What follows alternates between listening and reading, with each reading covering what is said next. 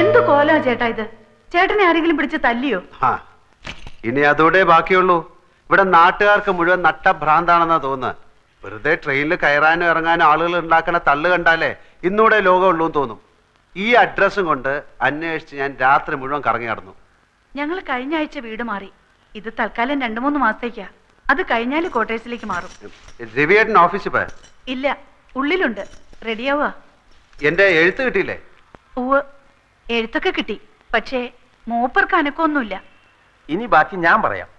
നീ ഇങ്ങോട്ട് വന്ന അതേ തീവണ്ടി 2:30 നാട്ടിലേക്ക് മടങ്ങിപ്പോ. പെട്ടെന്ന് ചെന്നാൽ ടിക്കറ്റ് കിട്ടാൻ വലിയ തിരക്കുണ്ടാവില്ല കുഞ്ഞളിയ. ഇത്രയും ദൂരം സഞ്ചരിച്ചു വന്നിട്ട് അപ്പൂട്ടനൊന്ന് ക്ഷീണം മാറ്റി നാളെ പൊയ്ക്കോട്ടെ രവേട്ട. ആണോ? എന്നാ നീ ചെന്ന് കുറച്ച് എണ്ണയും കുഴമ്പും ഒക്കെ എടുത്തു വെച്ച് കൊടുക്ക് പൊന്നാങ്ങളക്ക്. മൂപ്പര് ഉണ്ട് കുളിച്ച് സുഖമായിട്ട് കുറച്ച് ദിവസം ഇവിടെ താമസിക്കട്ടെ. എണ്ണയും കുഴമ്പൊക്കെ തേച്ച് അളിയാൻ കുളിച്ചാൽ മതി. നീ ഇതൊന്ന് ഒപ്പിട്ട് തന്നാ ഞാൻ പൊക്കളാം. കൊടു, എന്നെ നോക്കണ്ട, നന്നായിട്ടൊരു ഒപ്പിട്ട് കൊടു. അളിയൻ കൊണ്ടുപോയി വിക്കട്ടെ സുഖമായിട്ട് തറവാട്. രവിയേട്ട, ഞാൻ വിശദമായിട്ട് രവിയേട്ടൻ എല്ലാം എഴുതിയിരുന്നു. അങ്ങേരോട് ബാങ്കിൽ നിന്ന് 4 ലക്ഷം മോഷ്ടിക്കാൻ ഞങ്ങൾ ആരും പറഞ്ഞില്ല. രവിയേട്ട, ദൈവദോഷം പറയരുത്. ബാങ്കിൽ അച്ഛന്റെ കൗണ്ടറിൽ നിന്ന് ആരോ കണക്ക് തെറ്റിച്ചെഴുതി 4 ലക്ഷം കാണാതാക്കി. അച്ഛൻ മോഷ്ടിച്ചെങ്കിൽ ആ പണം എവിടെ? ആ പണം ഉണ്ടായിരുന്ന അച്ഛൻ സ്വന്തം വീട് വെക്കാൻ തയ്യാറാവോ? അതൊക്കെ തന്നെ അച്ഛന്റെ അടവാ. പണം മോഷ്ടിച്ചിട്ടില്ല എന്ന് മറ്റുള്ളവരെ ബോധ്യപ്പെടുത്താനുള്ള അടവ്. രവിയേട്ട ഇത്ര ദുഷ്ടനാണോ? ഞാൻ ദുഷ്ടനായതുകൊണ്ടാണ് നിന്റെ പെങ്ങളെ ഞാൻ ഇപ്പോഴും പോറ്റുന്നത്. പാടം തരാം, പറമ്പ് തരാം, പൊന്ന് തരാം എന്നൊക്കെ പറഞ്ഞ് മോഹിപ്പിച്ചിട്ട്. അതൊന്നും ചുമ്മാ പറഞ്ഞതായിരുന്നില്ല. ഇങ്ങനെ ഒരു കേസ് ഇടുത്തി പോലെ തലേ വന്ന് വീഴുന്ന ആരെങ്കിലും വിചാരിച്ചോ? നീ കൂടുതൽ സംസാരിക്കണ്ട. വീട് തൽക്കാലം അങ്ങനെ വിൽക്കണ്ട. ഇവിടെ ഒപ്പിടുന്ന പ്രശ്നവുമില്ല. പണം കൊടുത്തില്ലെങ്കിൽ അച്ഛന് ജയിലിൽ കിടക്കേണ്ടി വരും. കിടക്കട്ടെ. ജയിലിൽ ഇപ്പൊ നല്ല ഭക്ഷണം കൊടുക്കുന്നത്. ഫാൻ, TV, എല്ലാ സൗകര്യങ്ങളും ഉണ്ട്. പിന്നെ അല്ലാതെ എന്ത് പറഞ്ഞാലും ഇത് ഒപ്പിട്ട് വാങ്ങിക്കാതെ എനിക്ക് ഇവിടുന്ന് പോകാൻ പറ്റില്ല. നാട്ടിൽ നിന്ന് വന്ന് തെണ്ടി തിരിഞ്ഞ് നടക്കുന്ന എത്രയോ പേര് ഈ സിറ്റിയിലുണ്ട്. വേണമെങ്കിൽ നിനക്ക് തണ്ടാൻ അടുക്കളയിൽ നിന്നൊരു ചട്ടിയോ ചിരട്ടയോ ഞാൻ എടുത്തു തരാം. അങ്ങനെയാണ് വിധിയെങ്കിൽ ചട്ടി ചിരട്ടൊക്കെ എനിക്ക് വെളിയിലും കിട്ടും. എന്നാ ചെല്ല്, നേരം കളയാതെ ചെന്ന് തെണ്ട്. രവേട്ട, ആവശ്യമില്ലാത്ത കാര്യങ്ങളൊന്നും സംസാരിക്കണ്ട. ആജ്ഞയാണോ? എണ്ണം ഉണ്ടെങ്കിൽ നീയും കൂടി ഇറങ്ങി ചെല്ലടി. വേണ്ട മിനി, നിങ്ങൾ തമ്മിൽ വഴക്കരുണ്ട. തെണ്ടിയിട്ടായാലും മോഷ്ടിച്ചിട്ടായാലും അച്ഛനെ രക്ഷിക്കാനുള്ള വഴി കാണാതെ ഞാൻ ഇവിടുന്ന് മടങ്ങിപ്പോവില്ല. പക്ഷെ ഒന്ന് ഞാൻ തീർത്ത് പറഞ്ഞേക്കാം, ഇനി തന്റെ അവതാരത്തിന് വേണ്ടി ഞാൻ ഈ പടി ചവിട്ടില്ല. നീ പോയി കാപ്പി എടുക്കടി.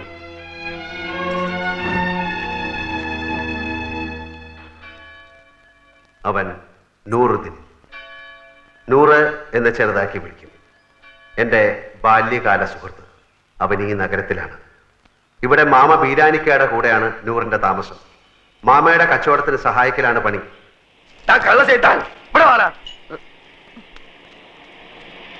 എന്താ മാമ?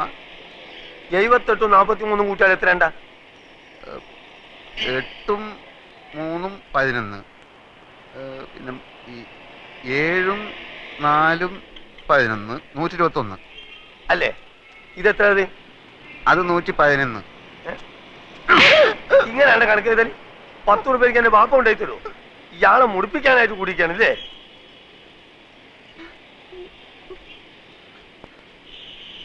ഈ എന്താണ്ട് കുന്തം മുണിക്കമായിരിക്കണേ? അന്റെ മൂന്ന കാണാനല്ലേ എരപ്പ ഈ ആൾക്കാർ വന്നിക്കണേ. പോയി പണി കള്ള ലക്ഷണം കേട്ടോ.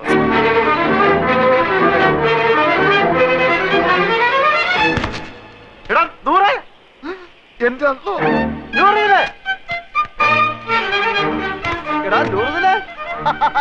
എനിക്കറിയാം നീ സ്റ്റേഷനിൽ വന്ന കാണും തിരക്കിനിടപെട്ട് വട്ടം കറങ്ങിണ്ടാവുന്ന. ഞാനും നിന്നെ പരിധി എവിടെ കാണാൻ? നിന്റെ ഈ മുടിഞ്ഞ കട കണ്ടുപിടിക്കാൻ ഞാൻ എവിടെയൊക്കെ അന്വേഷിച്ച്. നീ നിങ്ങൾക്ക് കുടിക്കാൻ എന്ത് ജ്യൂസാ വേണ്ടിയത്? ഗ്രേപ്പ്, പൈനാപ്പിൾ, ഓറഞ്ച്, മാംഗോ, സാത്തുകുടി? ഇനി എനിക്ക് എന്തിനാടാ ജ്യൂസ്? നിന്നെ കണ്ടപ്പോ തന്നെ എല്ലാ ജ്യൂസും ഒരുമിച്ച് കുടിച്ച പോലെ ആയില്ലേ? എവിടെ നിന്റെ അർത്ഥ കൈക്ക് ഉപ്പ് തേക്കാത്ത മാമ? നിന്റെ കട കൊള്ളാമല്ലോ. നിന്റെ മാമ തട്ടിപ്പോയാല് പിന്നെ ഈ കട നിനക്കായിരിക്കും അല്ലേ? ധാരണ്ട് ഞമ്മക്ക് അറിഞ്ഞൂടാ. നിനക്ക് എന്നെ മനസ്സിലായില്ലേ? എടാ, ഒരു ബെഞ്ചിലിരുന്ന് പഠിച്ച് ഒരു പാത്രത്തിലുണ്ട് ഒരു സിനിമ 3-4 പ്രാവശ്യം ഒരുമിച്ച് കണ്ടേടാ. നിനക്ക് എന്നെ മനസ്സിലായില്ലടാ. കാള് തെറ്റി. പടച്ചോരാണ് മാമ. ഞമ്മക്ക് ഈ ചെയ്താൻ അറിഞ്ഞൂടാ. അറിഞ്ഞുകൂടാത്തവനാണെങ്കിൽ എങ്ങനെയാണ് അർത്ഥം ഇപ്പൊക്കെത്താളെ എന്റെ മാമ നാട്ടുകാർ പറഞ്ഞു കൊടുത്തായിരിക്കും. അതെ, ഒന്ന് വന്നാട്ടെ. വരുന്നു. അതെ, ഈ ചെക്കന്റെ പേര് 100 എന്നാണ് ആൾക്കാരെ പറഞ്ഞത്. അതാരെങ്കിലും പറഞ്ഞു തരണോ? ഇമാതിരി മുമ്പിലായക്കാരെ ഞാൻ ദിവസേന കാണുന്നുണ്ട്. ഞാൻ അങ്ങനത്തെ ആളൊന്നുമല്ല. ഇതൊക്കെ ചോദിക്കാൻ നിങ്ങളാരാ? നിന്റെ പേര് എനിക്ക് ആരും പറഞ്ഞു തന്നില്ലേ? നിങ്ങളുടെ പേര് പറഞ്ഞിട്ട് എനിക്ക് എന്ത് കാര്യം? കാര്യം തന്നെ എനിക്ക് പറയുമ്പോ കേക്കാം. നീ ഇപ്പൊ പറഞ്ഞില്ലേ അടുത്തായിക്ക് ഇപ്പൊരു മാമനെ പറ്റി ആ മാമാണ് ഈ മാമ. അയ്യോ മാമ സോറി മാമ, ഞാൻ അങ്ങനെ ഉദ്ദേശിച്ചൊന്നും പറഞ്ഞല്ല, ഞാൻ ചുമ്മാ പറഞ്ഞ നിർത്തല നമുക്ക്. ഈ എന്താ നമ്മളെ മാമാന്ന് വിളിക്കണേ? എന്റെ ഉമ്മ എന്താ നമ്മളെ പെങ്ങളച്ചാ?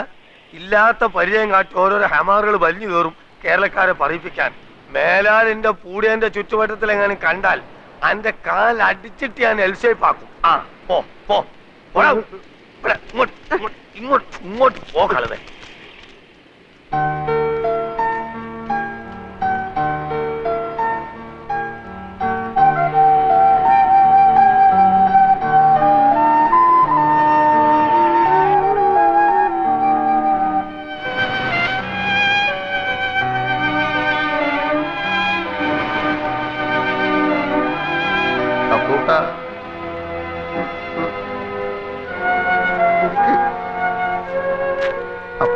ഈ കടപ്പുറം നിന്റെ തറവാട്ട് വകയൊന്നുമല്ല. നിനക്ക് എന്നെ അറിയില്ലല്ലേടാ പൊന്നി. എടാ സ്കൂളിൽ പഠിക്കുമ്പോൾ ഞാൻ നിനക്ക് എത്ര ഐസിക്ക് വാങ്ങിച്ചു തന്നിട്ടുണ്ടോ? എടാ എല്ലാ കണക്ക് പരീക്ഷയ്ക്ക് നീ എന്റെ പേപ്പർ കോപ്പി അടിച്ചല്ലേടാ ജയിച്ചത്.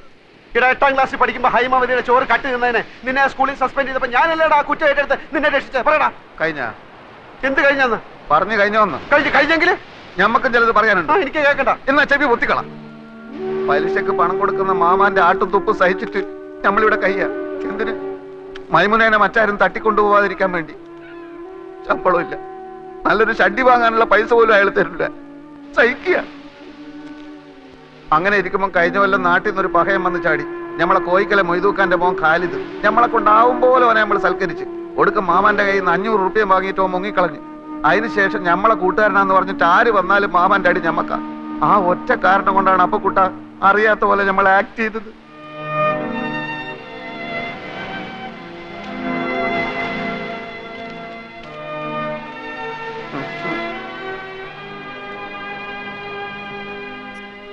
എന്നാലും ഒരെന്നാലുമില്ല.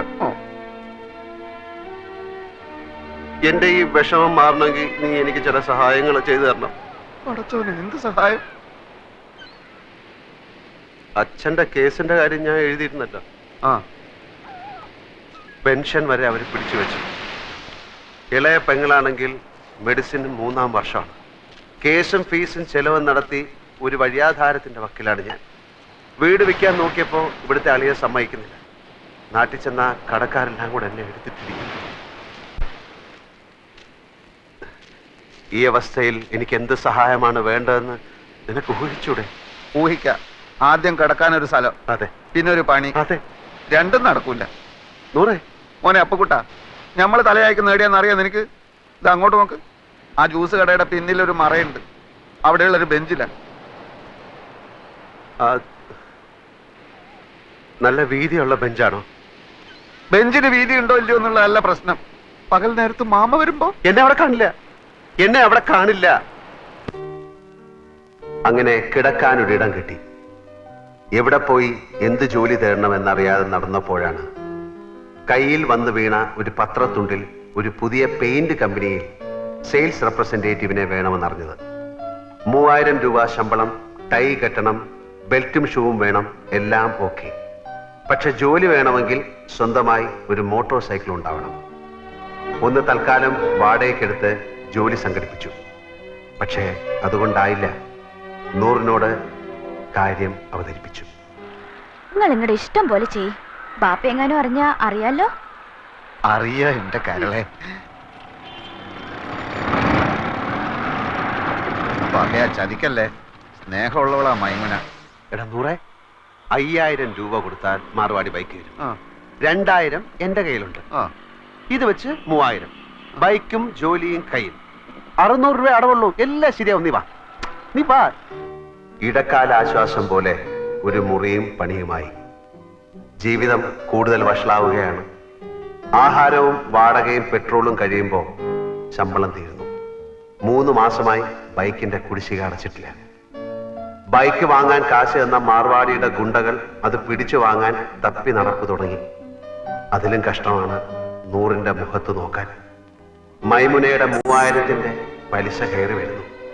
പെയിന്റ് വിറ്റ് കിട്ടുന്ന കമ്മീഷൻ കൊണ്ട് ജീവിതം മുന്നോട്ട് പോകുന്ന ലക്ഷണമില്ല. നാട്ടിലെ കാര്യം അതിലും കഷ്ടമാണ്. അങ്ങനെ ഇരിക്കെയാണ് കമ്പനിയുടെ സൂപ്പർവൈസർ ബാലൻ ഒരു പെയിന്റ് കട തുടങ്ങുന്ന കാര്യം പറഞ്ഞത്. എംപ്ലോയീസിന് കമ്പനി 90 ദിവസത്തെ സ്റ്റോക്ക് കടം തരും. കച്ചവടം കഴിഞ്ഞ് കാശ് കൊടുത്താൽ മതി. കട തുടങ്ങാനുള്ള കാശ് ബാങ്കിൽ നിന്ന് ലോൺ തരും. ചെറിയ തോതിൽ തുടങ്ങിയതാ ഞാൻ. ഇപ്പൊ എല്ലാ ചെലവും പോയിട്ട് മാസം 20,000 രൂപ എന്റെ പാക്കറ്റിൽ കിടക്കും. ഞാൻ ബാങ്കിൽ പോയി അന്വേഷിച്ചു, അപേക്ഷിച്ചു. 2 വർഷത്തേക്കെങ്കിലും സ്വന്തമായോ വാടകയ്ക്കോ ഒരു കട കയ്യിലുള്ളതായി കാണിച്ചാൽ ലോൺ തരാം എന്ന് സർദാർജി മാനേജർ പറഞ്ഞു. കൊടുക്കാന്ന് പറഞ്ഞിട്ട് മാസം 2 മാമ അറിഞ്ഞാൽ എന്റെ മയ്യത്തും ഓളം നിക്കാഹ് ഒരുമിച്ച് നടക്കും. എടാ, അതിപ്പോ ഞാൻ പണം കൊടുത്താലും നിന്റെ മയ്യത്തും അവളുടെ നിക്കാഹും ഒരു ദിവസം തന്നെ നടക്കും. നീ അയാളെ താങ്ങി നടക്കുന്നിടത്തോളം കാലം ഈ നിക്കാഹ് നടക്കില്ല. ഓളെ വേറെ ആരെങ്കിലും കെട്ടിക്കൊണ്ടുപോകും. ബേജാറാക്കുന്ന വർത്താനം പറയല്ലേ അപ്പക്കുട്ട.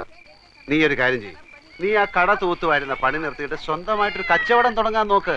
അതിന് പണം വേണ്ടേ? ഉണ്ടാക്കണം. അതെങ്ങനെ? നീ എന്റെ കൂടെ നിൽക്കേ. ഞാനൊരു പെയിന്റ് കട തുടങ്ങാൻ പോവാണ്. ഒരു 4 ലക്ഷം രൂപയാവും. പണം കായ്ക്കുന്ന മരന്തെങ്കിലും നട്ടുപിടിപ്പിച്ചിട്ടുണ്ടെങ്കിൽ 4 ലക്ഷം പോലും.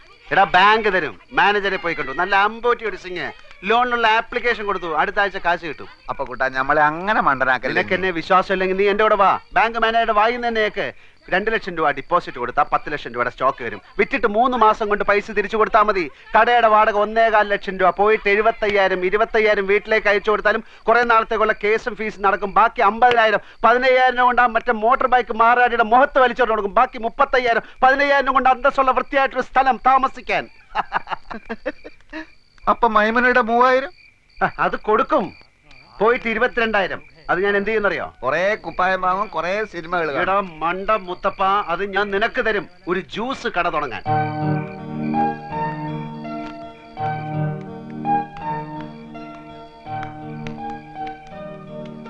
പക്ഷേ ഇതൊക്കെ നടക്കണമെങ്കിൽ ചെറിയൊരു പ്രശ്നമുണ്ട്. എന്ത്? 2 വർഷത്തെ കടവാടക മുൻകൂർ കൊടുത്താലേ ഈ ഓണർ വാടക ചീട്ട് എഴുതി തരൂ. അത് കാണിച്ചാലേ ലോൺ കിട്ടൂ. തിങ്കളാഴ്ച ലോൺ കിട്ടും. 5 ദിവസത്തേക്ക് ഒരു 1.25 ലക്ഷം രൂപ ലോൺ കിട്ടി. അപ്പൊ തന്നെ തിരിച്ചു കൊടുത്തേക്കാം. നിനക്കാരാ എത്ര ഉറുപ്പ്യ കടം തരിക? നീ വിചാരിച്ചാലേ നടക്കും. നീ വിചാരിച്ചാലേ നടക്കും. അതെങ്ങനെ? നിന്റെ മാമ എടുത്ത് ചോദിച്ചാൽ. നടന്നു തന്നെ. ആളും തരവ് മുതൽ നോക്കിയിട്ടാ മാമ കാശ് കൊടുക്കുക. നിനക്കാന്ന് പറഞ്ഞാൽ 10 ന്യായ പൈസ വരില്ല. എന്ത് കണ്ടിട്ടാ? എടേ, എനിക്ക് വേണ്ട. എന്റെ അളിയൻ രവീന്ദ്രൻ നായരല്ലേ, അയാൾക്ക് കൊടുത്താൽ മതി. അതെങ്ങനെ? ഞാൻ കാര്യങ്ങൾ വിശദമായിട്ട് പറയാം. നീ എന്റെ കൂടെ ഒന്ന് നിന്നാ മതി. ഇതൊന്നും എനിക്ക് വേണ്ടിയിട്ട് മാത്രമല്ല കേട്ടോ. മൈമുനയുടെ നിക്കാതെ നിന്റെ മയ്യത്ത് ഒരുമിച്ച് അടക്കാതിരിക്കാൻ കൂടി വേണ്ടിട്ടോ ഞാൻ ഇതൊക്കെ പറയുന്നത്. ഇതൊക്കെ എങ്ങനെ നടക്കും ആദ്യം പറ.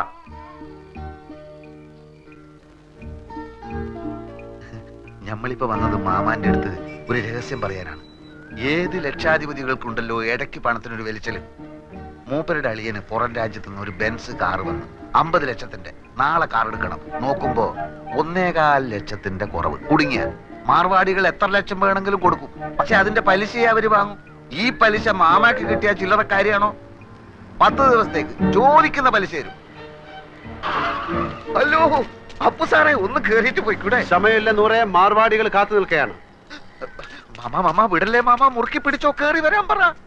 വരി, ഒന്നുമില്ലേ, നമ്മള് നാട്ടുകാരല്ലേ. ഇല്ല, സമയമില്ല, അതുകൊണ്ടാ. മാർവാടിക്ക് നിങ്ങളെ അളിയൻ കത്ത് തന്നിട്ടുണ്ടാ? തന്ന് കണ്ട ഇംഗ്ലീഷിലാണ് എഴുത്ത്. പ്രിയ മാർവാടി കൊടു 1.25 ലക്ഷം അപ്പുക്കുട്ടന്. അല്ല, നിങ്ങൾ അളിയൻ എവിടാ പണി? ശരി, എവിടാ താമസം? എല്ലാം ആ കാർഡിലുണ്ട്. എന്താ ചോദിക്ക? അല്ല, ഒന്നുമില്ല. അതിപ്പം എല്ലാം തുറന്ന് പറഞ്ഞോ മാമ. അത് അപ്പുക്കുട്ട സാറേ, കണ്ട മാർവാടികൾക്ക് കൊടുക്കുന്ന പലിശ നമ്മുടെ മാമക്ക് കൊടുക്കില്ല. അത് എന്നോട് ഇപ്പൊ ഇവിടെ ചായ ഉണ്ടാകാൻ പറഞ്ഞു. കടന്നു പോലെ ഒത്ത് നിങ്ങൾ ചാവിടിക്ക്. അല്ലെങ്കിൽ 1.25 ലക്ഷത്തിന് മാർവാടിക്ക് എന്ത് പലിശ കൊടുക്കും? അളിയന് പലിശ അല്ല പ്രശ്നം. കാര്യങ്ങൾ നല്ല വെട്ടിയും തീയും പോലെ അടക്കണം. പലിശ എത്ര വേണമെങ്കിലും കൊടുക്കും. 1.25 ലക്ഷം എടുത്ത് കൊടുക്കും മാമ. ഇവിടെ ഉദ്യോഗമോ ബിസിനസ്സോ ഇല്ലാത്ത ആൾക്കൊന്നും പണം കൊടുക്കൂല. ഒരു കാര്യം ചെയ്, ഞാൻ നാളെ നിങ്ങൾ അളിയന്റെ വീട്ടിലേക്ക് വരാം. നിങ്ങൾ അവിടെ ഉണ്ടാവുമല്ലോ. നാളെ ഞാൻ ഉണ്ടാവില്ല. ഞാൻ ഡൽഹി വരെ ഒന്ന് പോകും. അതെന്തിന്? ഒരാളെ കാണാൻ 3-4 ദിവസം കഴിഞ്ഞ് വരും. എന്റെ നൂറേ, എടാ നൂറേ, എന്താ മാമ? എന്റെ കൂട്ടുകാരൻ പോവാണ്. 100 രൂപ. ഇല്ല, ഓൻ വരുന്നില്ല. ഓൻ ഇവിടെ പണിയുണ്ട്. നിങ്ങൾ പോയിക്കോളി. അപ്പൊ ശരി. ലേശം കാര്യം. എന്ത് കാര്യ മാമ? ഈ എന്തിനാണ് ഇപ്പൊ അർജന്റ് ആയിട്ട് അടുക്കളയിൽ പോയത്? കപ്പ് ഉണ്ടൊക്കെ? എടാ, പ്രായം കഴിഞ്ഞ ഒരു പെൺകുട്ടിയില്ലാവത്ത് എത്ര കിട്ടിയാലും പഠിക്കൂലെന്ന് വെച്ചാല്.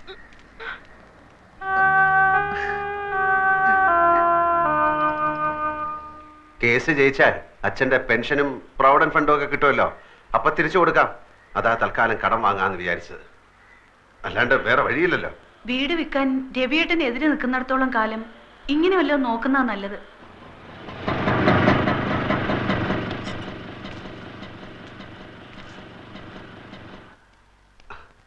അവരെ കാണുന്നില്ലല്ലോ. 10:30 മണിക്ക് വരാന്ന് പറഞ്ഞ 2 ദിവസം ഞാൻ കുളിക്കുകയോ ഷേവ് ചെയ്യുകയോ ഒക്കെ ചെയ്തു. അതിനെന്താ, ചേട്ടൻ ഇവിടെ കുളിക്കാലോ. ആ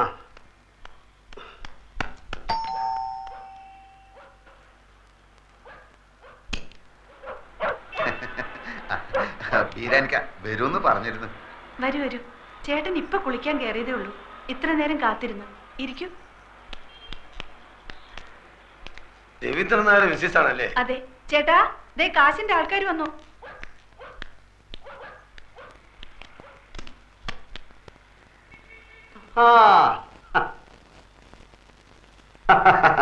ബീരാനിക്കയല്ലേ? ആ.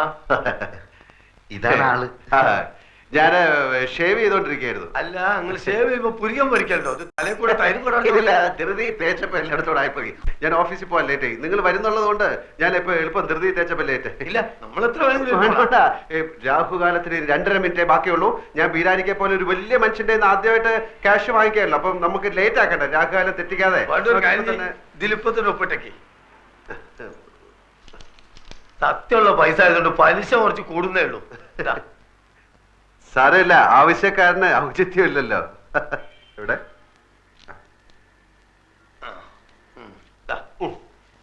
ഇതിലൊരു 40 ഉറുപ്പ്യയുടെ കുറവുണ്ടാവും. ആ. കാരണം ഞാൻ ഓട്ടോറിക്ഷ എടുത്ത് വന്നാണ് ഇങ്ങോട്ട്, അതിന് കൊടുത്ത്.